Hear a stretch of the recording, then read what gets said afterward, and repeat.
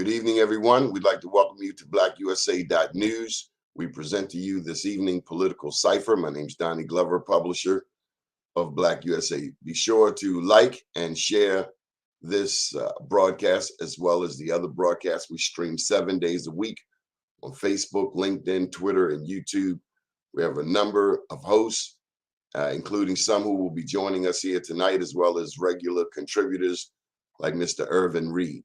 So without further ado, I'm going to turn it over to Miss Quandra Gaines. She hosts a show on Saturday morning, totally out of this bailiwick. But tonight, we're talking about politics, and we present her to the stage. Good evening, Quandra. How are you? Hi, how are you? We're good. We're good. Are you ready? Yes, I am. Okay, well, we're going to bring your guests up for you. We have Mr. Richard Deshae Elliott. We have Mr. Irvin Reed. Yolanda, you're going to join in there. And without further ado, Quandra Gaines. Okay, my name is Quandra Gaines. I host a show called Community Connections, Resources, and Gardening on Saturday morning at 9. But today we're going to talk about the political races, the power races, like Georgia, which is like steaming up big time. Pennsylvania for the seats of governor, Senate, and attorney general. And there are 35 seats right now that are available, which I'm hoping that all Democrats will fill in the Senate. So I wanted to ask some questions, but I wanted everyone to introduce themselves. So, Mr. Elliott. Sure. So hello, everybody. My name is Richard Elliott, former candidate for House of Delegates in Maryland's 24th District, currently the Vice President of Communications for the Prince George's County Young Democrats, and also a freelance reporter with the Washington Informer, one of the largest Black-owned press outlets in the local area. Welcome. And Miss Yolanda. Hi, Yolanda Pulley. Former candidate for mayor in 2020. Also have an organization called People Empowered by the Struggle, and we on Doni's network as Frontline News that come on every Monday at 6 p.m. Okay, and Mr. Reed. Yes, I am Irvin Reed. I am a fan of Richard Elliott, and I've been a political consultant in the state of Maryland for several years, mainly in Prince George's County, and started in Baltimore and Washington, D.C. All right, and Mr. Mitchell, I watch your show. Well, great to hear you watching the show. I appreciate it. So we're doing intros. My name's Martin Mitchell, also known as the Cannabis Councilman. I am from Laurel, Maryland, and yeah, I'm a fan of Richard, as okay. Mr. Reed said. Good. Powerful. Okay, and Mr. Rodriguez. Good evening, everyone. Good evening. It's a pleasure to be here. I would like you to introduce yourself. I'm Jason Rodriguez. I'm just one part of People Empowered by the Struggle. I'm the Deputy Executive Director and wear many different hats for our organization. I mean, we're out here. That's all I could say. We're out here every day. We're dealing with the challenges from many of our citizens, our most vulnerable citizens.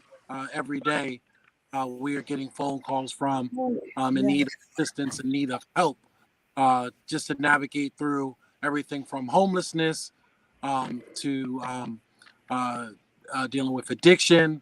You know, I've spoken to many folks in reference to just wanting to commit suicide during this time. Life is extremely rough and hard for a lot of folks out there. So we just try to help folks the best that we can during these hard times.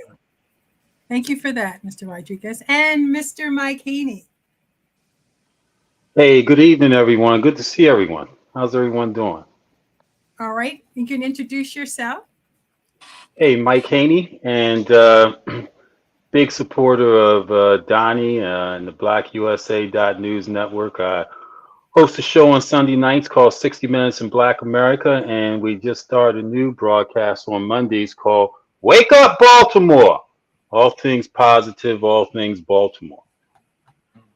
Okay, so tonight we're going to talk about national politics, state politics, and local politics. So we're going to start off with the national. We're going to talk about the Pennsylvania race for Senate, which has been a quite interesting race. So I wanted to get your feedback about the actual candidates that are running. One who is actually being endorsed by Donald Trump. And it seems like to be a rat race because you've got libertarians, you've got Green Party, you've got the Keystone Party, you got the Constitutional Party.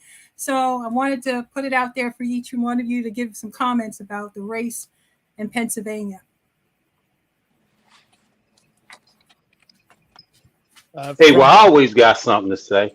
So how those people in Pennsylvania come up with a nominee like Fetterman or whatever his name is? I mean, what are they thinking up there? I mean, the guy admittedly stumbles. Not that that's an issue. You know, we're not going to talk about someone's physical impediments, but when it gets this serious and it's Pennsylvania and you put forth a candidate that's in the health and condition that this guy's in, and you know, I mean, they're in trouble up there. I don't know what they're thinking, what happened. I know that the Trumpeteers, as they came out for Cox in Maryland, among all that undecided, Dr. Oz, I don't know, it's going to be tough to beat him. Then you got Fetterman stuttering all over the place and saying he doesn't want to debate. What's going on with them people up in Pennsylvania that they put forth a candidate like that, man? Well, he had a recent stroke, so he is in. Yeah, well, I understand that. He was sick before the primary, though. You know, so it's not as though there weren't some issues before anyway. But my point is that the guy, I just listened to him yesterday. Mm-hmm. Okay, either you're in it or you're not in it, regardless of your ailment. Now, hey, he's got all the empathy in the world with me, but there's some serious stuff. A lot of people's lives are dependent on him coming through, and right now he ain't coming through. So he might as well go, you know, go wherever he needs to go. But Pennsylvania's in trouble. I'm gonna. I I'm have gonna a totally. You laughing at me, Yolanda? You laughing at me? Yes, I am. But I'm gonna totally agree with you. I mean, we go from someone who has, just like he said, we're not gonna talk about the man's speech impediment, to a doctor that was on TV. I mean, what are we doing? We go from it's quite absurd. Like anybody, not taken away from anything, but just like he said, we have lives at stake here. Mm-hmm. And people is basically using political runs as one, a showboat. Two, they also using it as a platform to do something else. When we come down, I'm very serious about what we do here in Baltimore. But when I look at other races across the states, it is quite ridiculous who's running and who's winning. Okay. Anyone else? Mr. Elliott, have anything to say? Yeah. Fetterman had been so in Pennsylvania, unlike in Maryland, the lieutenant governor is elected on a separate ticket from the governor. Before it had been Tom Wolf. Tom Wolf had been resoundingly elected, which itself is pretty unique. Pennsylvania is a pretty conservative state. So Tom Wolf ever having been governor in the first place, not the most likely thing. And then Fetterman got elected as his lieutenant governor. This is Fetterman's, I believe, third statewide run. So not only had he run for lieutenant governor and won, but he also had run for U.S. Senate in a prior year. So there's people I know who like Fetterman because of his policies. If I lived up in Pennsylvania, I probably would have voted for Fetterman on an electability standpoint. But nonetheless, it again points to, especially for a state as big as, like, geographically big as Pennsylvania, name rec is paramount. Like, the number 2 person in that race from the get-go was Malcolm Kenyatta. And if I recall correctly, Fetterman got like almost half the vote, if not more than half the vote in the primary. Yeah, And 53%. Kenyatta got something like 18% with Sharif Small, or I forget his name, but he was the son of a former councilman, Sharif Street. Sharif Street and him basically split the vote. That's in my opinion how Fetterman was able to at least win the primary. But from the point of winning the primary to now, where Fetterman had a stroke and Fetterman can't debate, it's impossible to say that doesn't have an effect on the voters. That definitely has an effect on the voters. Right now, what they've been coasting on, in my opinion, whether you find it useful or you hadn't heard, is they're just kind of calling Dr. Oz out of touch, like a New Jerseyan, that he's a multimillionaire who doesn't know stuff about Pennsylvania. And that works really, really well for like social media interactions. But how does it work for an election? We will see. Good to see you again, Mike. Hey, good to see you too, man. I just don't know about a guy that his claim to fame is walking around a hoodie. You know what I'm saying? This guy walks around a hoodie. If he can't debate and talk, he needs to at least put on a suit and tie and look the part. I You know wear what I'm hoodies. saying? I wear hoodies. Mr. Rodriguez, what's your point of view?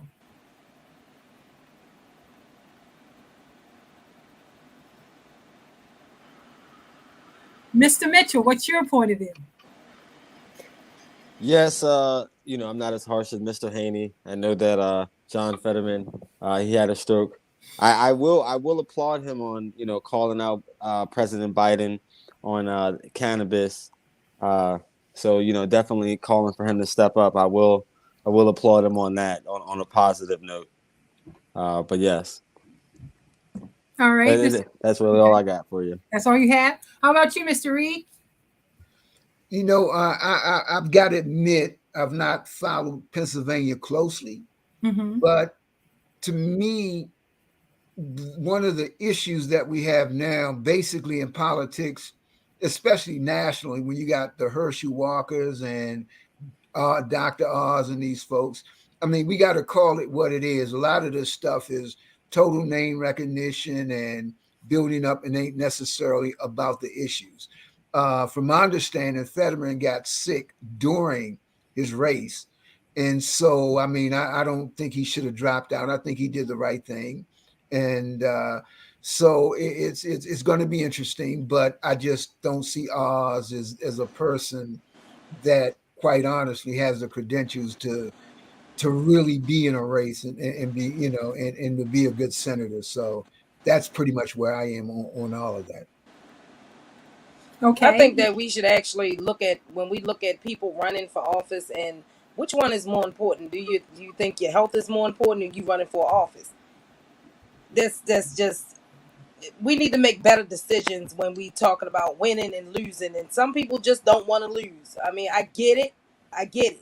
But when it comes down to you having a stroke during your political run, then somewhere along the line, you should have thought about your health first. Maybe that was the reason why he Absolutely. had a stroke. Might be too Yolanda, much I stress. agree with you. I agree with you. He should have dropped out the race. You got to look at Philadelphia. We got a lot of black people in Philadelphia, a lot of black people in Pittsburgh and the surrounding suburbs.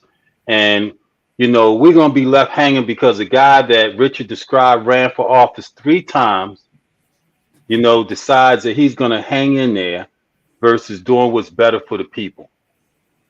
And like I said, I don't have I'm not harsh on his health because, hey, prayers to him, but he's in this race, man. This ain't no joke, man. It's a lot of people's lives depending on this position. And black people's lives depend on it. And we got to, I'm all a black agenda. So if we're not talking about a black agenda, I don't care which one is running, which one have a black agenda.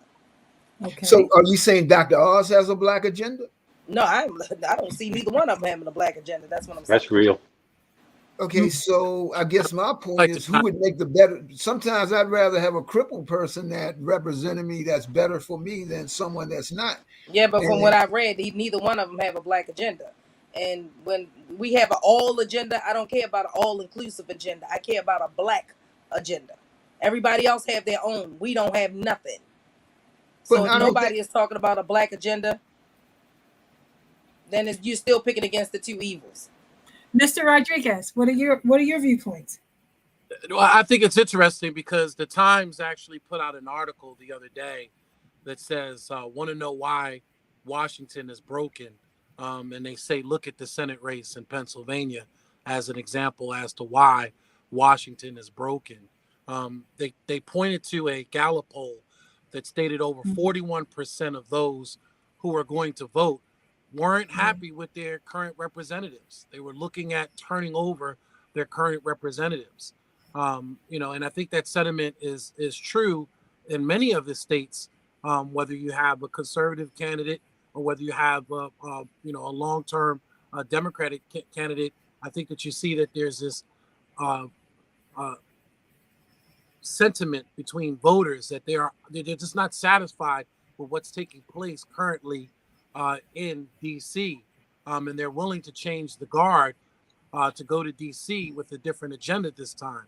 And I think that's what you're seeing in this political race in Pennsylvania currently, is that you're seeing the sentiment of those who are tired of the status quo, tired of those who may talk a good talk, and in some cases come, with those who want to validate them.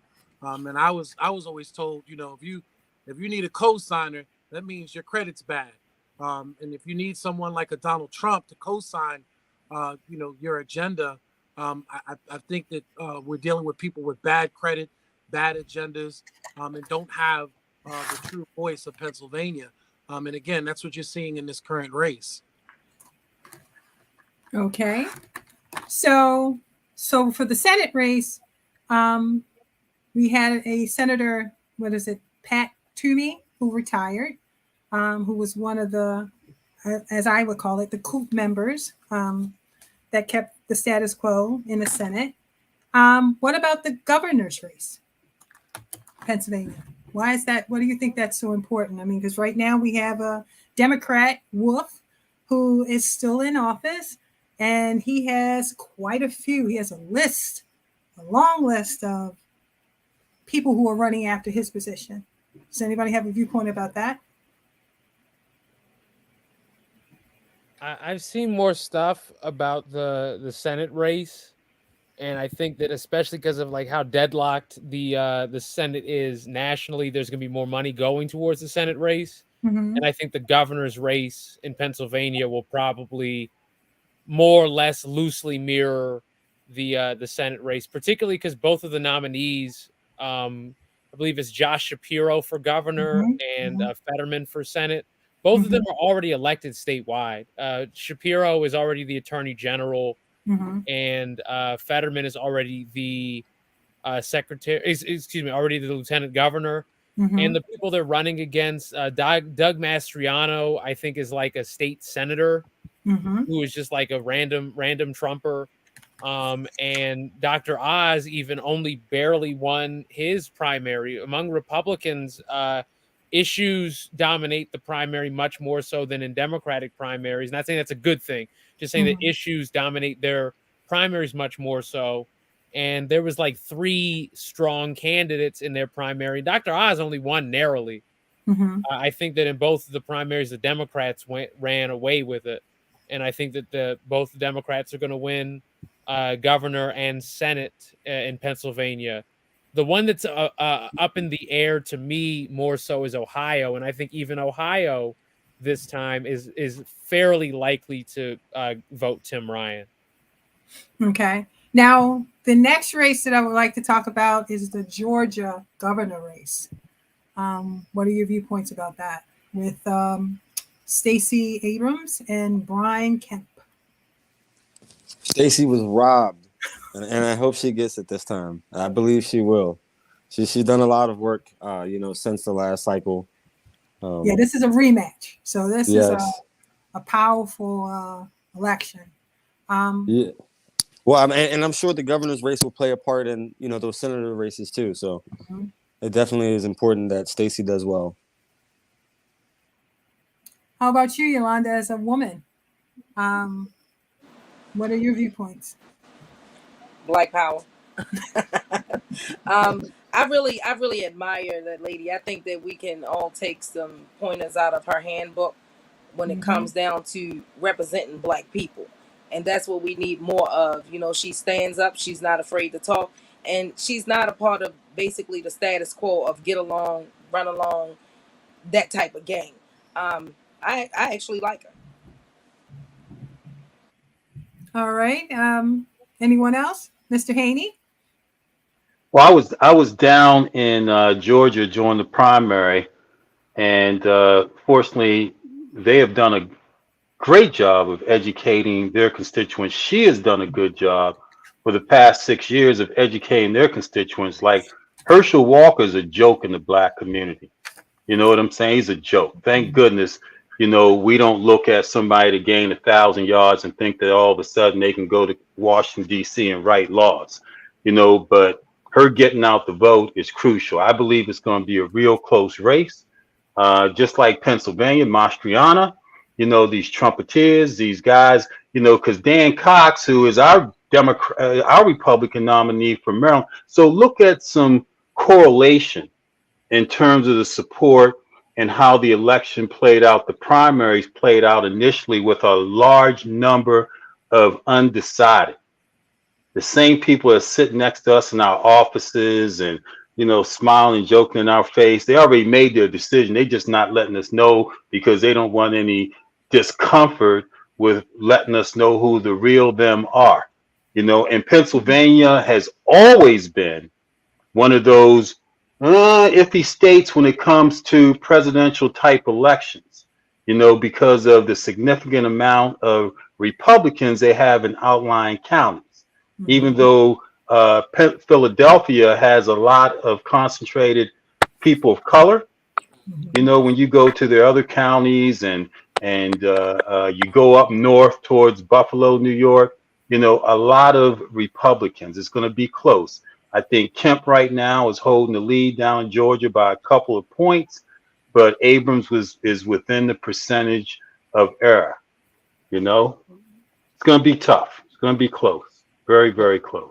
And keep this in mind as well for the Georgia elections. If no candidate gets 50%, there'll be another election. There's a runoff. Yeah. So even though they had the primaries already for the Kemp, Abrams, and then there's a libertarian election, if no candidate gets that 50%, there will be another election. And as we saw in the 2020 special election for the 2 Senate seats, if it is a special election, I would dare to say that would bode even better for Stacey. But there's been probably the largest political investment from the top level feasible in Georgia over the past multiple years between commercials, mailers. They've done almost literally everything you can do outside of pay people to register to vote in Georgia. And if that is not able to bear fruit, it says a lot about the uphill battle of voter registration in the modern day. And you got to look at it also, the fact that in this country, the US of A, there have only been to date 2 elected black governors in this country, right? And we believe that we're on the precipice of Westmore being the 3rd for certain, right? 3 elected black governors, Doug Wilder and Patrick in Virginia, and Patrick up in Massachusetts, only 2 elected black governors. So when you weigh that, look at the odds, West overcame significant to become in a position to be the 3rd black governor in this country, So Stacey Abrams, when you look at it, we want to be encouraged, but there's going to, we need to help support her. That's why these are our races too. That's why Val Deming's race is our race. And we got to send them money. I sent Stacey Abrams $50, $75, whatever I could, because it's important for us as a people, 13% of this country, to realize that politics isn't just necessarily a geographical thing when we look at it. It's important that we get involved in other states' election financially as well. And this is why it's important for us to know and understand and overstand why it's in the black vote actually counts. And like I said, we need to take a page out of Stacey Abrams' book. because Yep. she really got them out there. And it's really important because just like he said, those the seats they don't want us to hold for some reason. You know, the seats that the higher up seats as far as governor, to be completely honest. Just like he said, the third in the nation, that's ridiculous. So you mean to tell me out of all these millions of years, it's never been another black good candidate to run? 246 years. 246 years. Two Right. black people that look like us been elected governor in 50 states, including the territory of Puerto Rico. Let's call it 51. Two. I want Four Yeah, in that's why total. that's why I said I, it's important. That's why I said it's important because you know when we talking about the the demise of black people in politics, that's where it definitely lie at. If we don't win these seats, then we'll always stay stagnated. And black people need to understand that voting matters. Your no vote is still a vote. So we need black people to actually come out and vote, or we will never get anywhere. yes, I agree with that. And one of the things I wanted to say was we still have PBS pitchback. So, Yeah. technically three, uh, Mr. Haney, technically three. So you're talking about, I said elected. He was not elected. He took over for a term. You're talking about Louisiana back in That's the fair. 18th century, That's because fair. you can I'll also talk that. talk That's fair. about New York. Yeah, so I understand what you're saying. So we've had four governors in this country of African American descent. Two elected, two appointed, and Pinchback in Louisiana was not elected. He took over for a term, right? Yes, he should have been seated in the U.S. Right. Senate, but But when we that never talk happened. about elected, it's a whole different set of energy, right? It's a whole different set of energy than someone succeeding for some reason into that office, like the blind guy did in New York. Forget his name. That he succeeded in office. He was the governor in New York, right?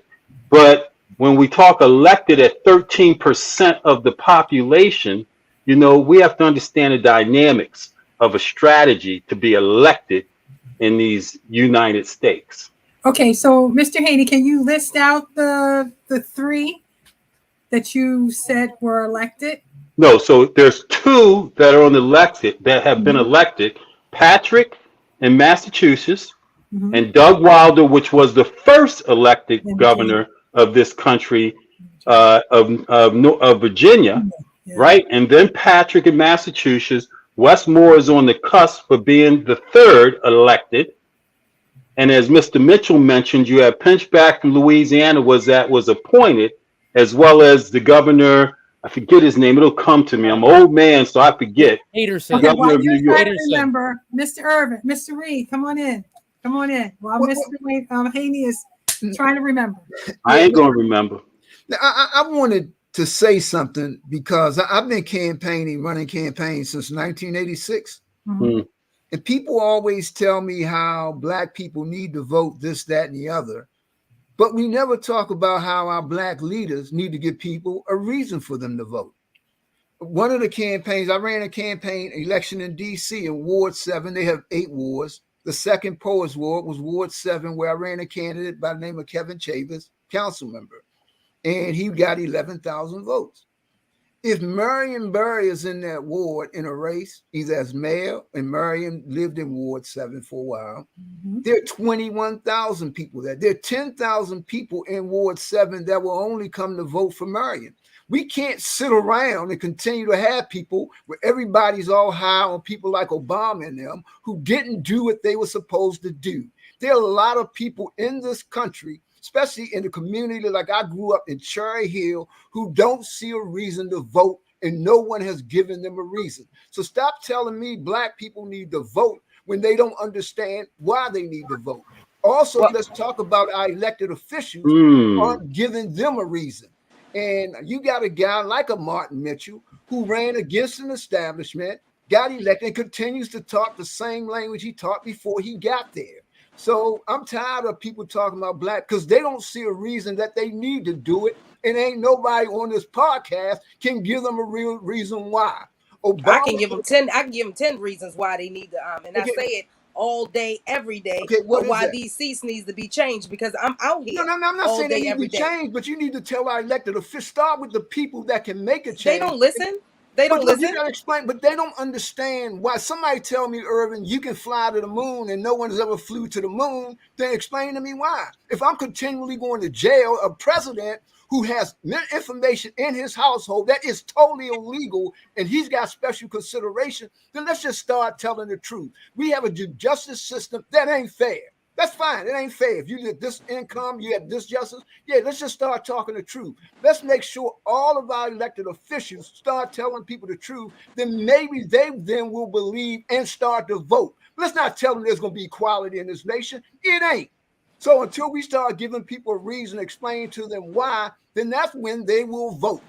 Well, I sit up there and give them 10 reasons why it's a Well, good what reason idea you to give vote. When them? I start down in those projects, if you want to change your living conditions, then you need to change those seats. No, it ain't gonna change it though. It It's not will gonna change it. They're change. still gonna get. They're not gonna be equal. Did you tell them they're not gonna be? You tell them that okay, if you live in the projects in Baltimore, that your ass gonna get locked up, unlike white people. Do you tell them that? Do you tell them that their school systems will never be fixed because America don't care about your schools? So do you tell them the truth? You tell people the truth, then you can start to get them to understand. We don't do that. That's what I was getting around to. But the problem is that back in the 80s when we changed, let me see, how can I say it?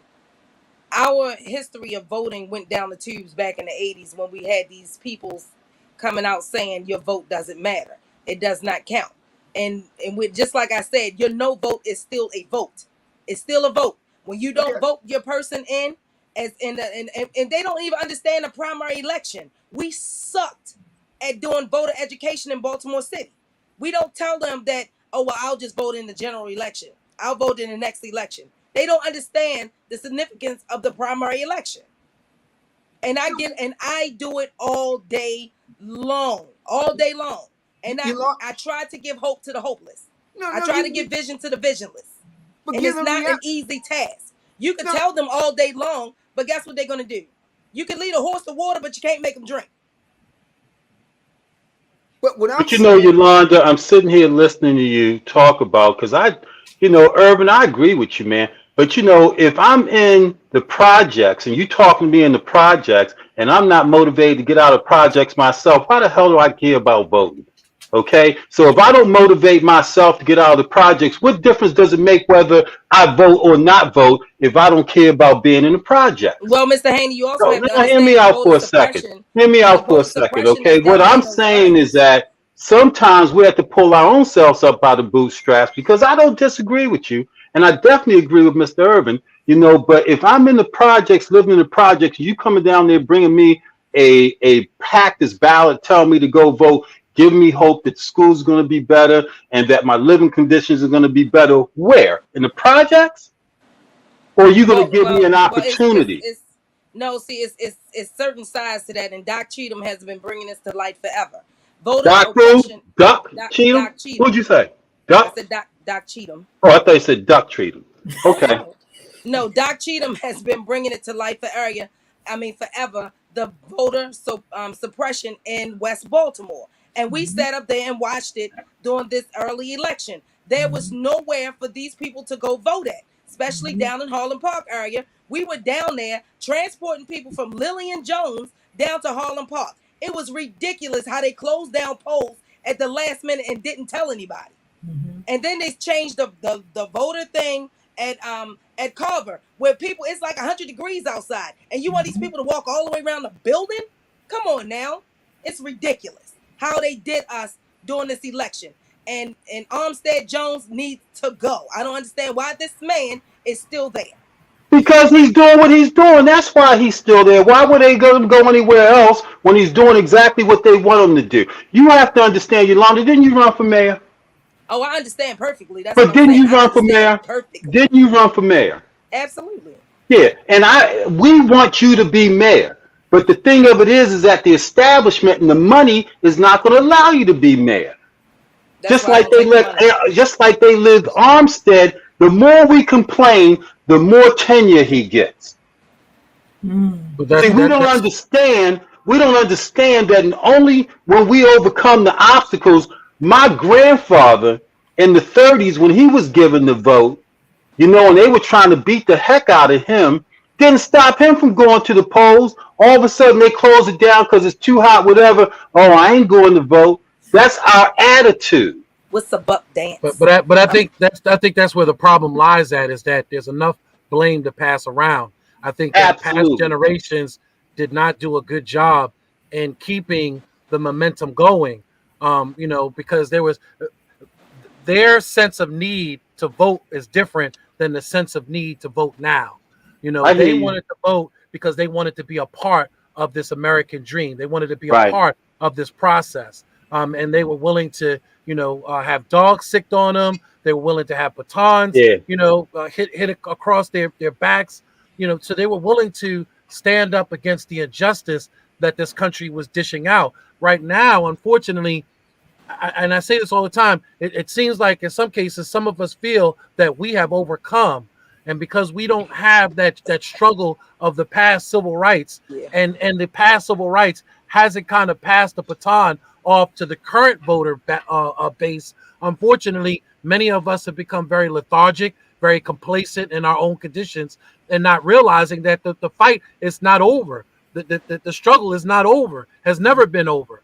And especially when you look at voter suppression, when you look at things like what Armstead Jones is doing in reference to the voter process here in Baltimore City, when you see what Linda Lamone is doing in reference to Baltimore City and its representation, just simple things that you see are going on within the electoral process, you understand that the battle is not over. The civil rights Right. struggle has not stopped. But again, we just don't know how to pick up that momentum that was left off from the past struggles and the past fights, unfortunately. And But that's what you see currently in our current dynamics. Miss Gaines, I don't want to dominate the conversation, but I'd love to respond to Mr. Rodriguez after you go through everybody else. Okay, 'Cause I he have got some one points. question. When you said momentum, I'm from Montgomery County, so education, civics, government, empowerment were already set when we came into the school. We knew that our vote mattered because we're not neighborhoods, we're communities. So it's a difference. It's a group. It's a group of, we didn't have neighborhoods, we had communities. So when people, you saw your seniors, your parents, your churches, we learned government very quickly. We understood. There were conversations where I know there were times when I was actually at a meeting and they told a candidate not to run anymore. They weren't going to vote for him. And that was powerful for me, because, we have lacrosse, we have, basketball, those kind of things, but we owned our own rec centers. Right. We There, come to there is a But there was a Miss gentleman. Gaines, There was a gentleman by the name of Aaron Wilkes. I always tell his story. He tells me about this story about how in the early 80s, late 70s, how this big, political movement came out. A lot of it came out of the fact that Pops Willie Adams, they had raided his home, they had tore his home up, and the community said enough is enough. And Pops, Willie Adams, who had, money to be able to throw at the cause, decided that this was the time that we start moving these folks out of these positions, out of these seats. Is where you get the Mitchells, you get so many other political figures come out of that era.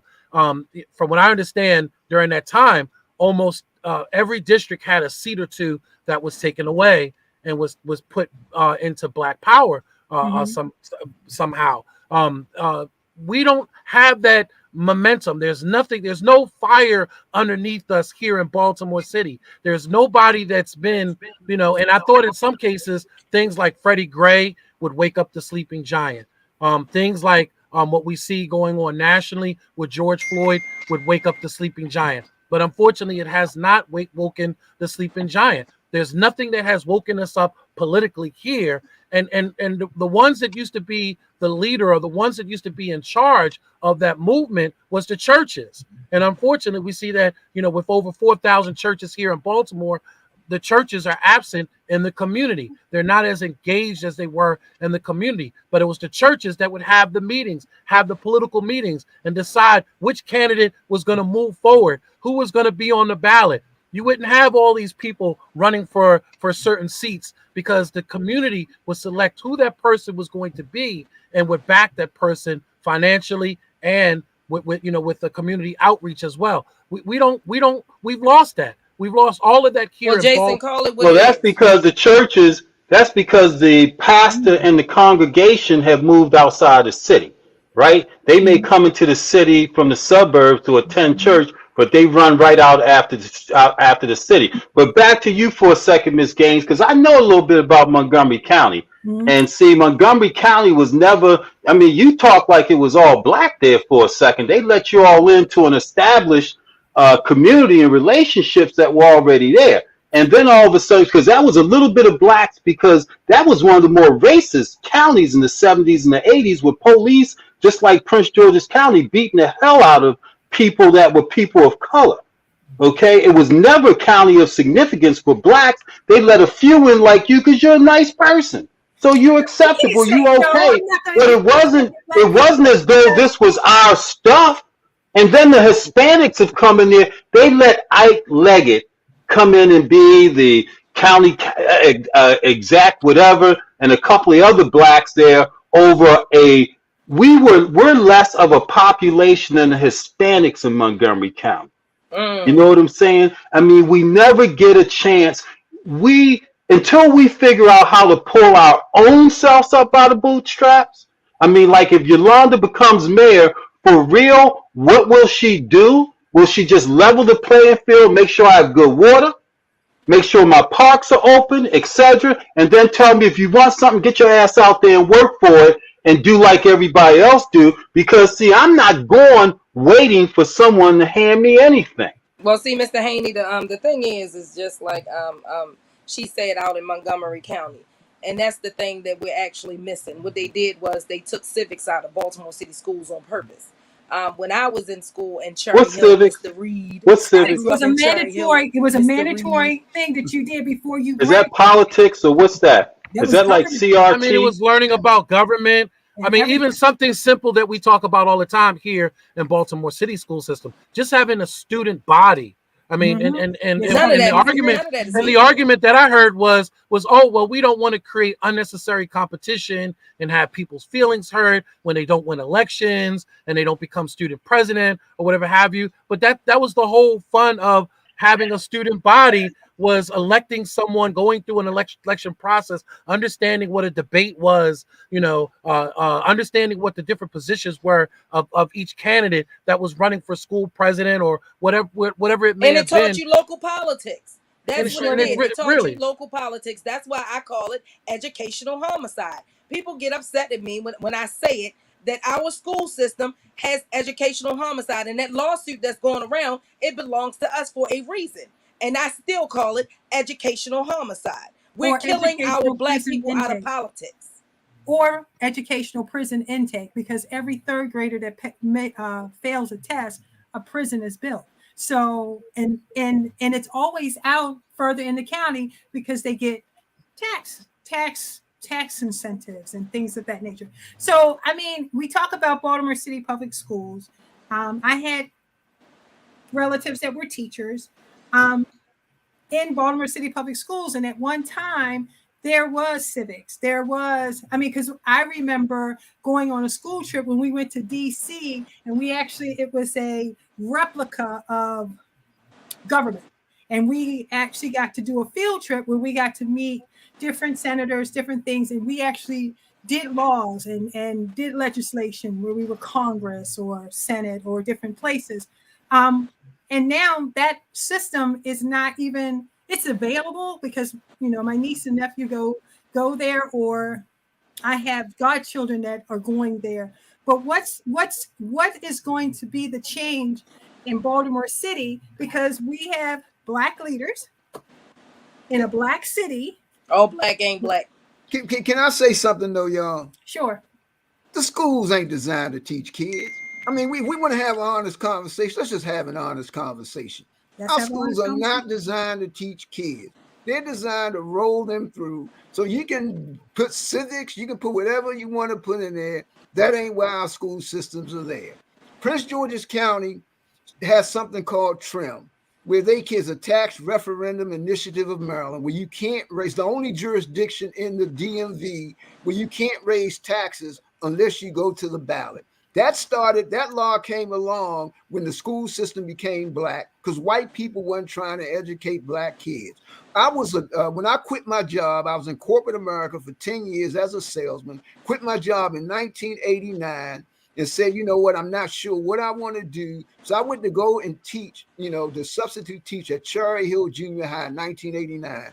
The most eye-opening experience of my life.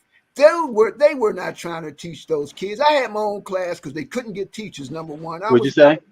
Number two, when I went to Cherry Hill Junior High, I had the travel club, the math club, the chess club. We could, I had instruments and all of that. They took away all of that out of school because they're not trying. It's intentional. It's intentional. That's what I'm saying. So we can talk about the school, but the thing that we need to talk about is reality. Let's have a real conversation. Government ain't designed to look out for us. Black people, the black middle class, and everybody, we got Obama, we got this, we got that. Obama hurt black people. He was the hope that a lot of people had, the last hope. When he didn't do it, they ain't voting because even he didn't make a difference. So let's just have a real conversation of where we are and where we are not. And what I'm saying to everybody is this. The reason those 10,000 people in Ward 7 came to vote for Marionberry because they had hope in Marion.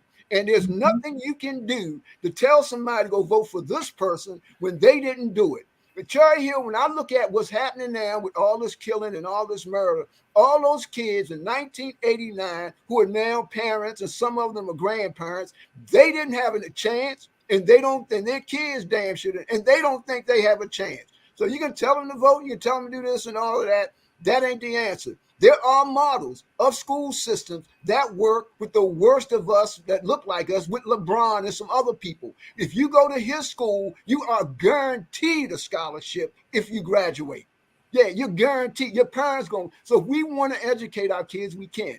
So until we start having a real conversation, the schools, they don't work. They ain't going to work. They ain't designed to work. When I was a teacher, if I had a kid who's acting up, I'd send him out. The principal send him back. At that point, he knew what I knew, and the rest of the class knew. I was going to be his biatch. That was just that simple. He knew it. We all knew it. It wasn't no education was going on. So let's just have a real conversation, y'all. I'm tired of having conversations with people. We have people in office that we love and we honor. We do all that aren't doing us right. Either if you think that the justice system is on, say it. Don't run over. We gonna know the justice system is unfair. Education is unfair. This stuff tell people in the hood, then they'll at least listen to you because they know you're telling them the truth. But this stuff about you come vote and we're gonna check. No, you ain't.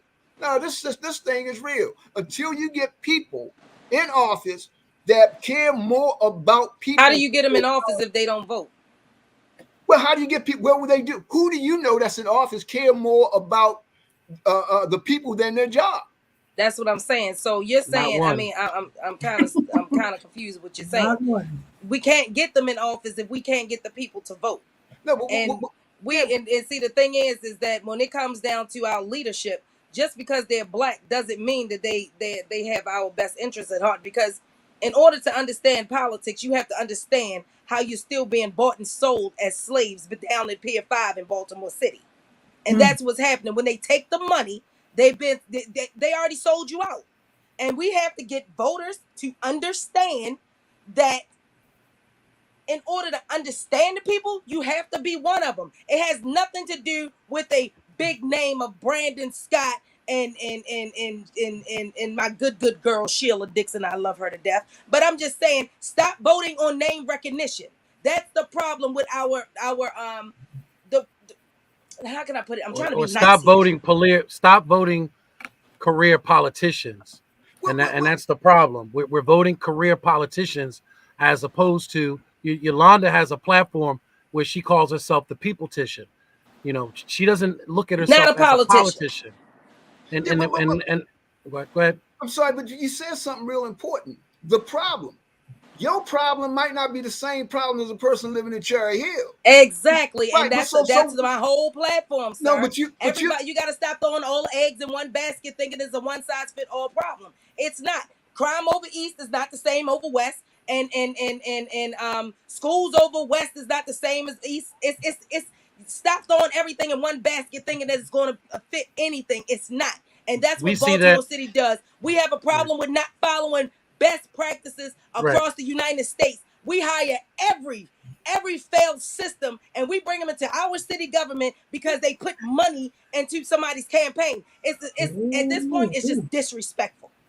We see it all the time, especially with our homeless population. Mhm. You know, they throw all our homeless people into the Code Blue shelter, and then you have someone who may have mental health related issues. You have someone who has substance abuse related issues. You have someone who is there just by circumstances because they lost their job during COVID Life and didn't just have happened. enough money, Those are right? what And I didn't I have call enough life money just happened. to kind of sustain themselves, and they end up in the Code Blue shelter. Each one of them have a whole different plight, and each one of them have a whole different issue, and they don't mix in any way. We're seeing that now when we're dealing with the population now inside the Code Blue shelter now, where we have folks who in some cases feel kind of disrespected in some cases to be in a facility where you don't have the mental health needs being addressed, but yet I'm in here as well with all these folks who have mental health Being related kept issues. up at night. You know, we get those calls from those Code Blue shelters, you know, people being kept up at night because, you know, mental illness is real in our city. And then you have people, this one girl said, Yolanda, I don't mean no harm, but I can't stay here. You know why? I said, why? She said, because I'm homeless. I'm not desperate. Okay, I've heard I that. said, wow. But homelessness is a multi-million-dollar business that ain't going away, right? Ah, Exactly. So Exactly. do you know that one of our biggest issues in politics, particularly in Baltimore as an example, just my estimation, is that we have a misconception that the mayor is in charge, right? The mayor ain't in charge. The ones that have the real estate, the ones that have the money are the ones in charge. Keep your eye on Port Covington and see how that turns to a city within a city and they get their own representative. And then all of a sudden they got 30, 40, 50,000 people and all of a sudden they influence. Look at John Sinclair or John Smith with Sinclair Broadcast, who's relative to the bread man, right? His family, Atlas Restaurant Group, the whole Oh yeah. 9 yards, put $300,000 to have a Pacaratus, referendum, put three Pacaratus Packaratus, family. put $300,000 to have a referendum for term limits on the ballot. I love term limits, but here this guy's controlling because he want to get you black people out of office, right? He missed the one to have Brandon Scott recalled because he didn't have enough time. So if you think, and this is a guy with a media company, and then we look at what Donnie's doing, and how are we educating our people with platforms of media and communications where they're getting credible information and hearing the real deal. See, y'all blaming Brandon Scott. Ain't Brandon's fault that he has no power. It was not Obama's fault It was that he Obama's fault. has. He's a No, Democrat. it's not. He, No, the man. If the man. Hey, listen, Irvin. I don't disagree with you. If you somebody look at puts the a mic in structure, your face, if you look especially at when your Washington grown ass face, D.C., if you if you don't look stand at Washington D.C., which was the slave plantation for the white congressmen to come from all over the states, which is not a state or a city officially, Marion Barry had autonomy to do some things that he could do because it's structured differently than most cities and states. DC was created as a plantation to support the government and the support workers that it needed. Our mayors in our urban city have very little power unless they have the money behind them. What do you think happened to Sheila? She got caught up and someone, felt like she was going to help us too much. They're like, oh no, this ain't going to work. She That's why got to you don't go. take the money. No, That's no. why you See, don't take the money. that's where I I'm disagree. not saying that she did or didn't. All I'm saying is that we don't have that kind of control that you think we got. No, I'm not saying you have control, but you got the power to speak. What kind of power? Let me What's finish. power, Irwin? Power Well, is see, when the you, thing is that just like he said, no mayor has ran the city ever because you have Yolanda, the thing called the Yolanda, Greater Baltimore Yolanda, Committee and Yolanda. Donald Fry. One of the most powerful people in the world is Mark Zuckerberg. He's got 2 billion people he can speak to at any time. When you're the president of these United States, once you get that microphone, you can start a damn war. That's power. You can sit here and shut down a corporation. And you can change the stock market when he speaks. So he can address some issues he chose not to address. Yeah. Who's that? Who you talking about, Obama? No, you ain't gonna be there long. But if you don't think a person that every time they speak, the world listens, doesn't have power, then y'all don't. He's got the Justice Department that reports to him that he can start stuff anytime he wants to do it. That's power. I don't know. And I think that's where the biggest change. I think that's where the biggest change that Obama really brought was a change in the Justice Department. Absolutely. Freeing those brothers. You're right, Jason. Freeing those brothers that was locked up on powder cocaine versus rock cocaine. When him and Holden freed them, that's the only thing he really had the power to do. You know, there are people in prison today that are serving 10 or 20 years for marijuana that shouldn't be there. But yet you Negroes run around talking about let homegirl out of Russia. I ain't no Negro, man. I'm black. I ain't no, don't call me no Negro. I'm just telling you this. If you don't think the president got power, then y'all don't understand power. Yeah, if you don't think the mayor boss, he got power, he can go against Patter. That nigga ain't have no power. Yeah, he got the power to do some things. Yeah, he got the Well, power they don't to do have no some power because they choose. All endorsements is not good endorsements. Mr. Elliott, I need you to back me up on this.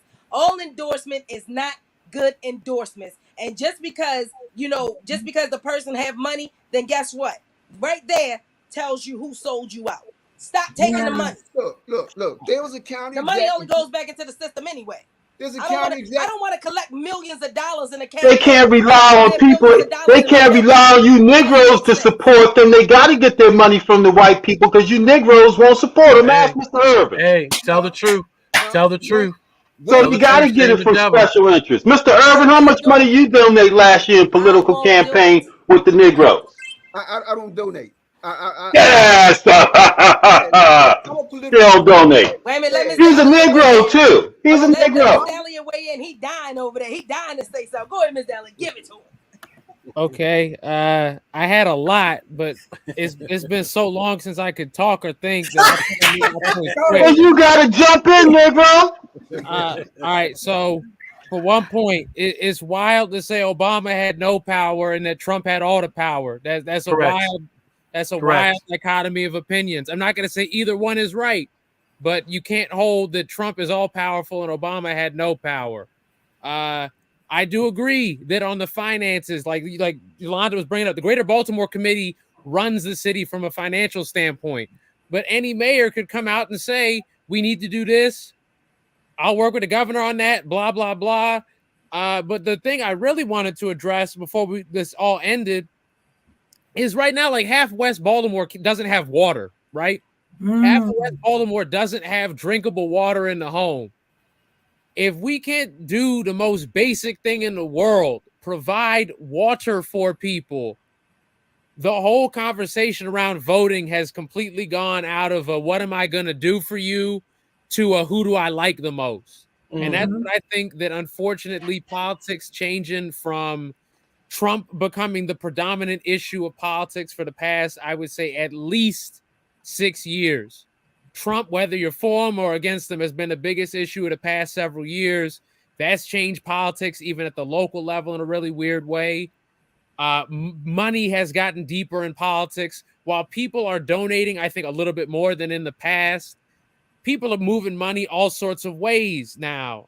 Jason, you brought up how the Freddie Gray uprising should have been a transformative moment, which it was for many people on an individual basis.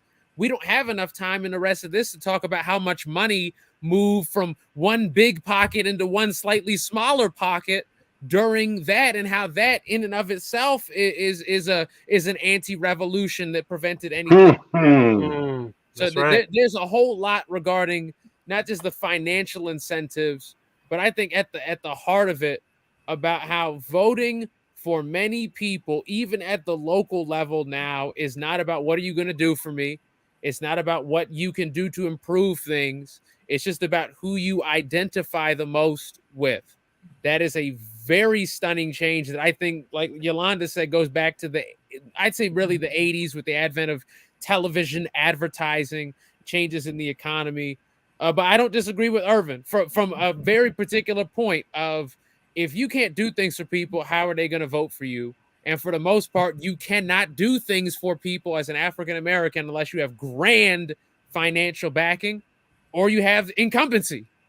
Unless you're in one of those two positions, it's hard to get enough power to block up votes. Well, Catherine Pugh gave them chicken boxes. If we want to do I would love to do an episode with election conspiracy theories with you all after the general election, including the stuff about the chicken box episode. Man, I hope you ready for me, because I do my homework. Hey, listen, we can go real deep, just like Cal Ripken. Every Wednesday at 7:00, we can go as deep as you would like. We will definitely do it. This was great. This was great. Jason, Yolanda, Richard, Mr. Irvin, respect you, man. I enjoyed this, man. I love you, Mr. Reed, because we from Cherry Hill. We know the struggle. We rich. We rich. RICH. Raised in Cherry Hill. That's right. Hill. We rich. That's right. All right. So would you like to come back next week and we can continue and we can start throwing in some of these conspiracies as we go along? The chicken box thing gets its own episode. In fact, Sheila Dixon's whole career. Jason, I need you to start our meeting. That's all it takes. That's all it takes, the chicken box. Hey, Quandra, I work for Richard Elliott. Whatever he tells me to do, that's what I do. Okay, I got you. That is one of the young superstars of Prince George's County, y'all. I see we're gonna go down the Healthy Holly rabbit hole next week. Well, we can do no that. Comment. No comment. All right. Well, it has been a pleasure. I hope to see you guys back next week. This was great. Thank you for joining us for Political Cipher with Donnie Glover. This is Quandra Gaines. Have a wonderful evening.